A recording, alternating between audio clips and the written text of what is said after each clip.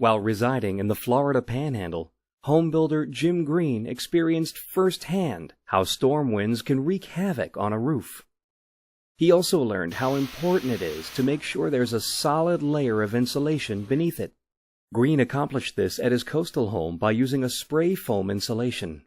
Once used primarily as a sealant on the outside of homes, polyurethane spray foam is becoming a more and more popular form of insulation due to its high R value, which measures its ability to resist heat and its structural properties.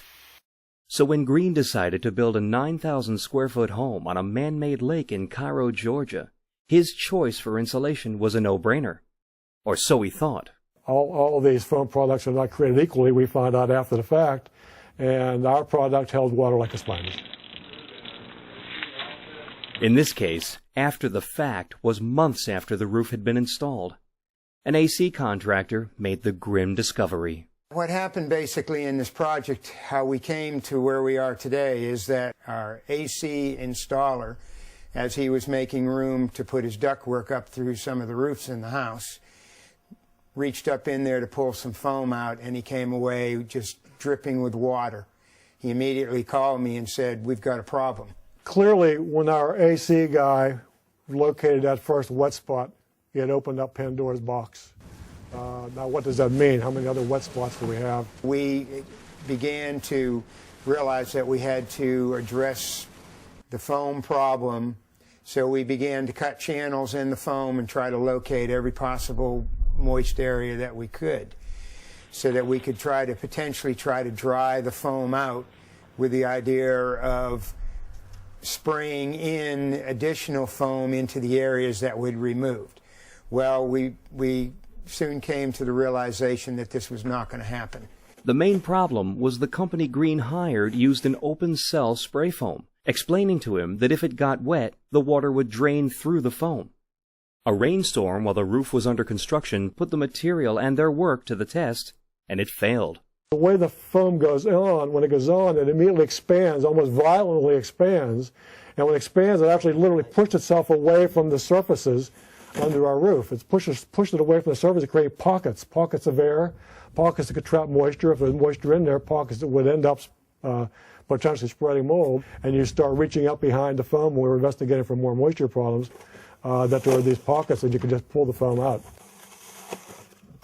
There's voids around windows and doors.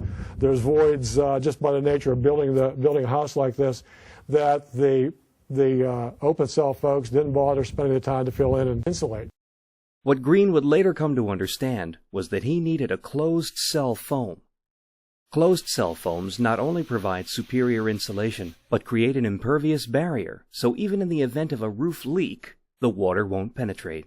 It's a material where you can spray it into your structural system in your house, especially your roof, and what it does is when you spray it in, it immediately sucks into any cracks or crevices. It immediately sucks in and then expands out. And when it expands out, it forms what looks like the foam in this house here, except it's much denser and much stronger.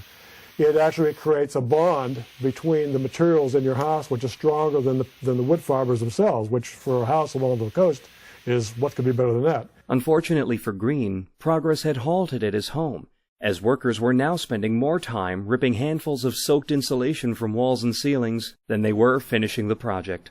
So at this point, we're in the process of removing all the foam, and we're going to make sure that once the foam is removed, if there's any indications of mold or anything on any of the interior plywood, we're going to treat that.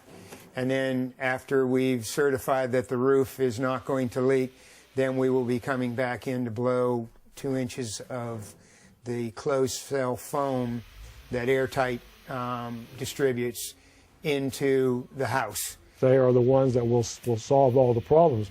So whenever we are finished ripping out all the old foam in this house and reinstall the new closed-cell foam in the house, we'll not only have the great insulation qualities, we'll also have some of the structural qualities and characteristics which we were really looking for. Skip forward a few weeks.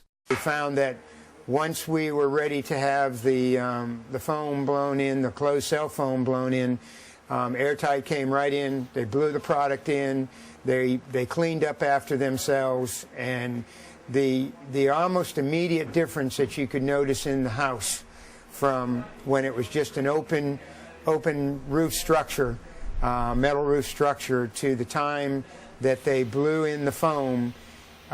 You could tell almost an immediate difference in the conditioned area of the home.